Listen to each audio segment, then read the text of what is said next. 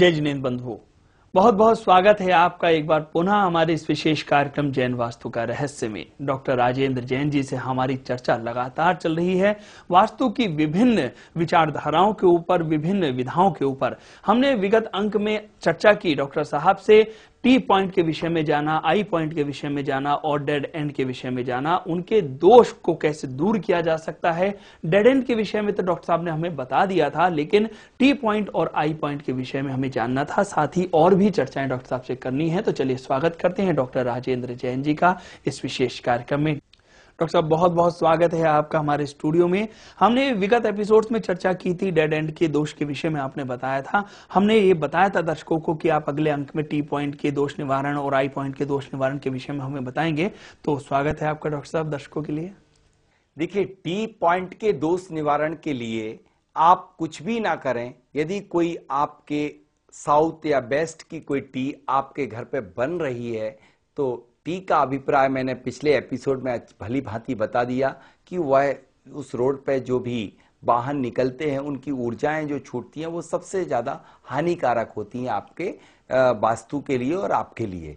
तो उनके लिए आप एक कुछ ऐसा बना दीजिए उस रोड पर, जैसे कि फव्वारा, या फिर उस रोड पर उन ऊर्जाओं को वहां से आई बना करके उनको और दूसरा रास्ता दे दीजिए, जिससे कि वह आपके घर पर प्रवेश ना कर सके।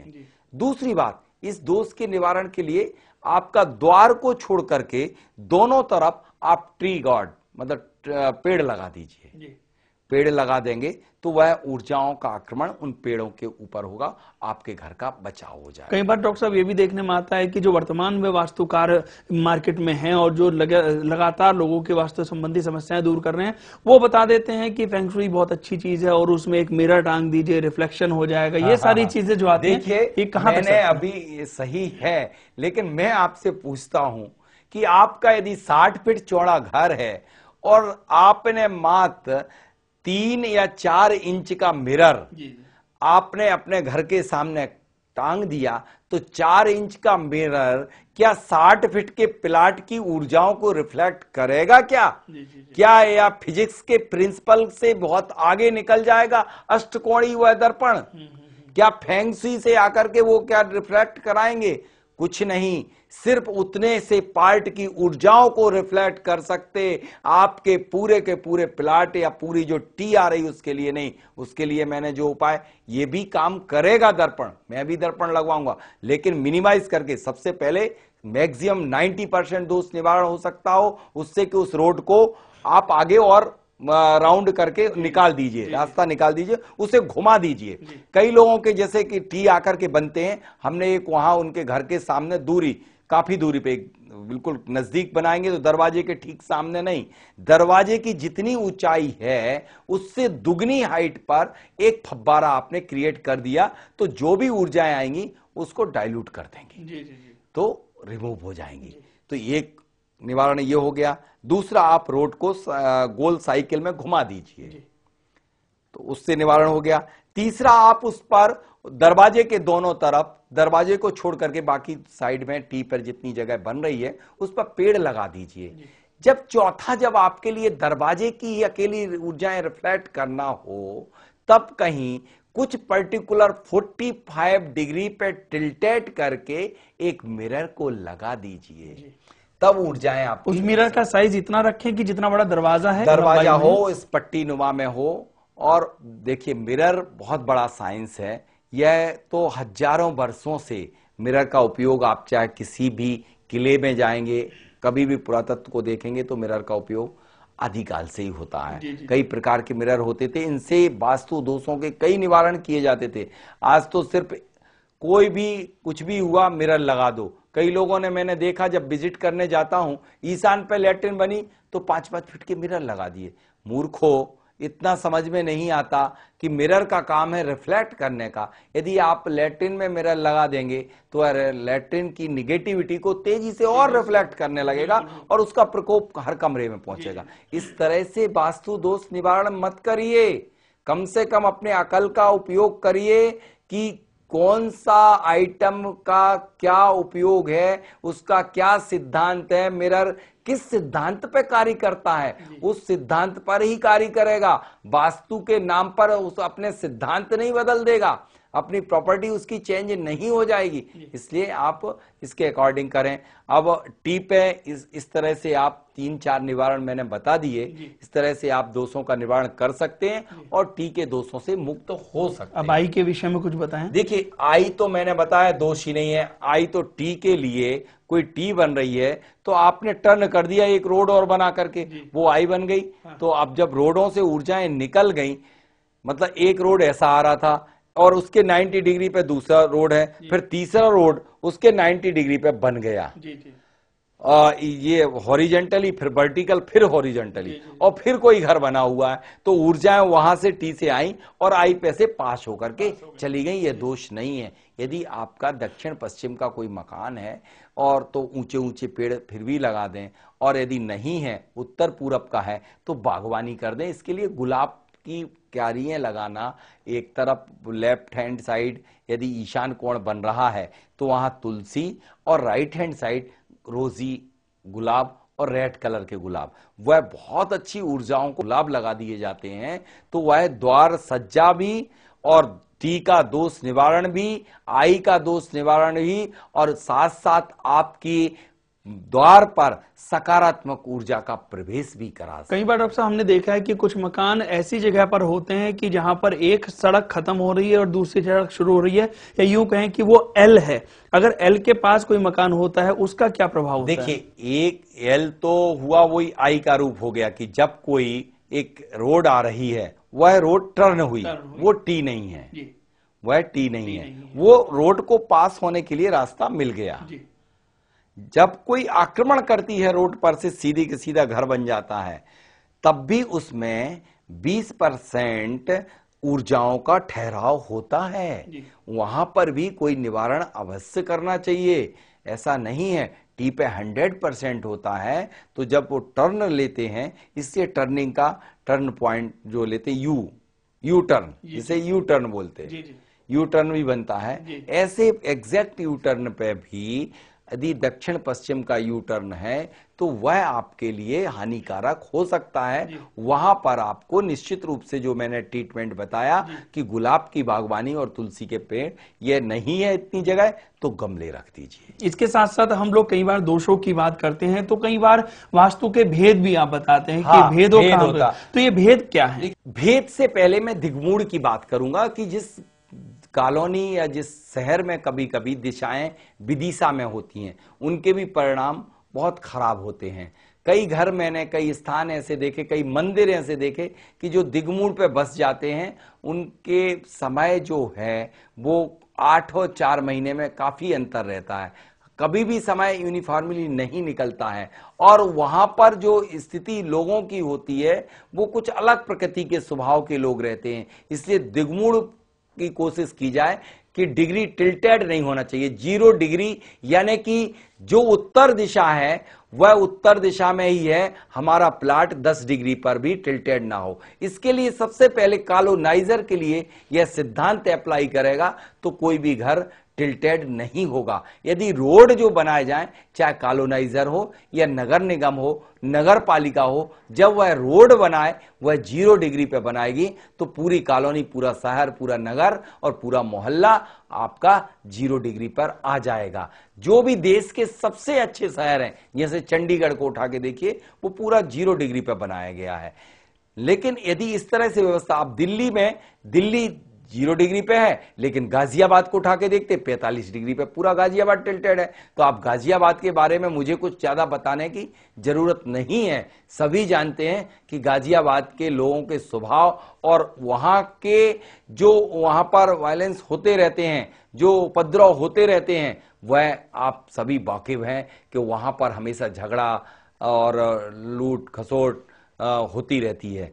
अब बात आती है कि दिग्मूढ़ के अलावा भेद की, कई प्रकार के भेद होते, कोण भेद, स्तंभ भेद, छेद भेद और चित्त भेद, स्थान भेद, ध्वजा भेद, देव भेद। इन सारे भेद यानी कि आपका घर जो है उसका सबसे महत्वपूर्ण स्थान होता है आपका मुख्य दरवाजा।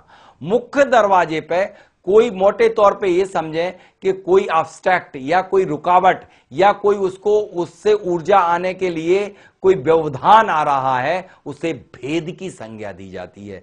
जैसे कोण भेद, कोण भेद उसे कहते हैं कि यदि हमारे दरवाजे के ठीक सामने जो आपका मुख्य दरवाजा है और दूसरे घर का कोण यानी कि उसका कोई कोण बन करके कोई कॉर्नर उसके ठीक सामने आ रहा हो, वह कोण भेद होता है, वह शत्रुता को बढ़ावा देता है। इसलिए कोण भेद को दूर कर लेना चाहिए। ऐसे कोण भेद वाले मुख्य द्वार का चयन कदापि नहीं करना चाहिए। दूसरी बात आती स्तंभ भेद। स्तंभ भेद यानी कि ऐसा भेद होता है, स्तंभ में कई प्रकार के भेद होते, कोण भेद और स्तंभ भेद लगभग एक ही बात, कि स्तंभ भेद में खंबा बन गया या सीढ़ी, पेड़, कुआं, गड्ढा या कोई कचड़े का ढेर या पहाड़, यदि कोई आपके मुख्य दरवाजे के सामने कोई कुआं आ जाए, कोई पेड़ या कोई गड्ढा या कोई पहाड़ या टापू, टीला या गंदा कचड़े का ढेर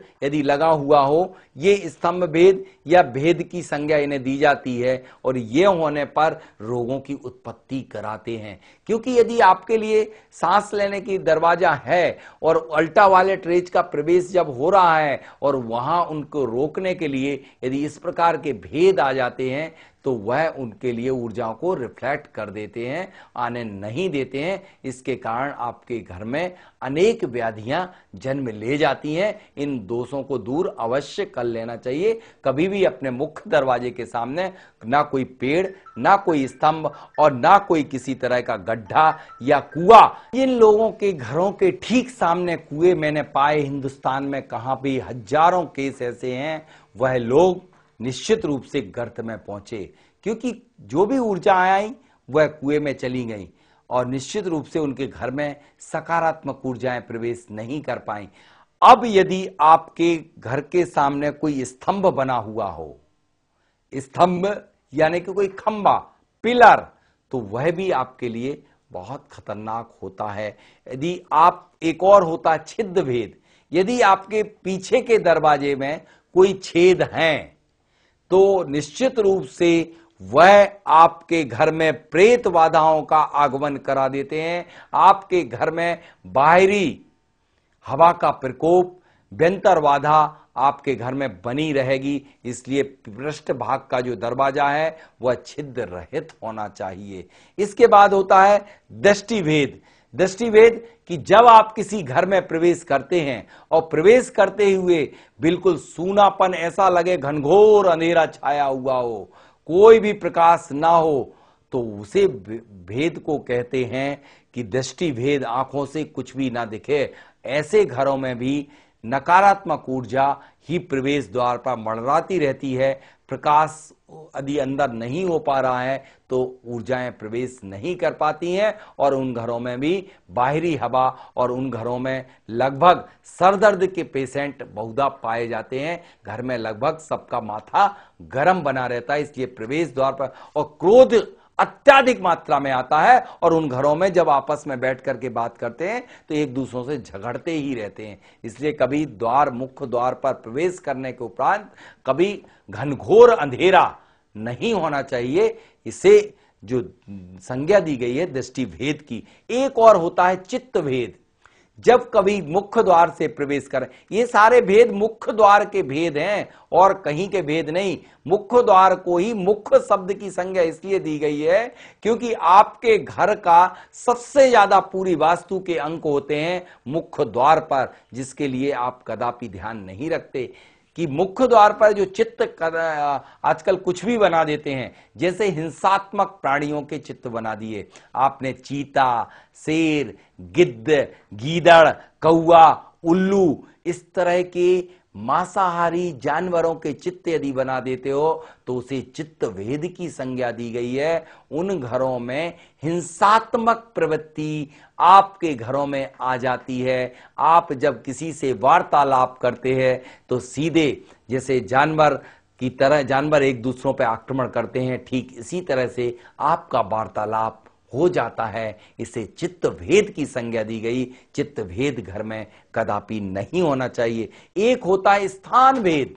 यदि आपके घर के, जिसे कहते पड़ोस अच्छा है भैया कि नहीं है, आपके सामने अच्छे लोग रहते कि नहीं रहते, यदि आपके घर के सामने कोई गलत व्यक्ति, खराब व्यक्ति का घर है, उसे स्थान, जैसे धोबी का घर, कुम्हार का घर, आटा चक्की, और एक और होता है, पहले कोलू होता था, कोलू पी, यदि घर के सामने लगा हुआ हो तो कोलू की तरह ही आपका जीवन, आप कुछ प्राप्त नहीं कर पाओगे।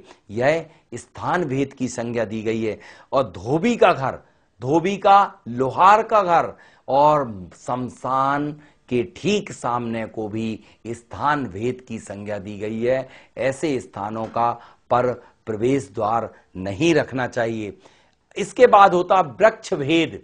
वृक्ष यानी कोई पेड़, कोई इतना मोटा वृक्ष आपके घर के ठीक सामने हो कि जितना दरवाजे की साइज हो, तो वह 100% वृक्ष भेद है। आप यदि कोई पेड़ आपके दरवाजे की दुगनी दूरी पर हो तो वह भेद की संज्ञा में कदापि नहीं आता है। इसके बाद होता है ध्वजा भेद। यदि कोई मंदिर की ध्वज की परछाई दूसरे और तीसरे पहर तक आपके मुख्य दरवाजे पर गिर रही हो तो वो निश्चित रूप से आपको यपयस ही मिलेगा। कितना भी आप दूसरों को करेंगे, भाई के लिए गर्दन भी काट के देंगे, तब भी अपयश ही मिलेगा। लास्ट है आपका देव भेद, यानी कि आपके निवासकर्ताओं को नाना प्रकार की पीड़ाएं, बाधाओं को भोगना पड़ता है। इवन दैट मंदिर की छाया में इसलिए दोष युक्त है क्योंकि मलमूत्र का विसर्जन कदापि नहीं करना चाहिए। इन दोषों से आप बचाव करेंगे तब आपका मुख्य द्वार सुरक्षित रह पाएगा, और मुख्य द्वार इस घर का सुरक्षित नहीं तो निश्चित रूप से उसे नाना बाधाएं, पीड़ाएं आपके मुख्य द्वार से प्रवेश कर जाएंगी। डॉक्टर साहब, आज आपने बहुत अच्छी बात बताई है, हमें दोषों का निवारण बताया, साथ ही भेद के विषय में आज आपने विस्तार से चर्चा की है। हमें उम्मीद है कि हमारे दर्शकों को भेद विज्ञान समझ में आया होगा। हमें उम्मीद है कि हमारे दर्शकों को आज का ये कार्यक्रम अवश्य पसंद आएगा। डॉक्टर साहब, आप हमारे स्टूडियो में आए, इसके लिए आपका बहुत बहुत धन्यवाद। दर्शकों, जय जिनेंद्र। अधिक जानकारी हेतु संपर्क करें जियोटेक वास्तु सॉल्यूशन एवं रिसर्च सेंटर 11/8 मीरापत धेनु मार्केट इंदौर मध्य प्रदेश। वास्तु विजिट हेतु कॉल करें 08103877792 09826909074। फी सलाह हेतु कॉल करें 08982339085। पुस्तक एवं सामग्री हेतु संपर्क करें 08103877792।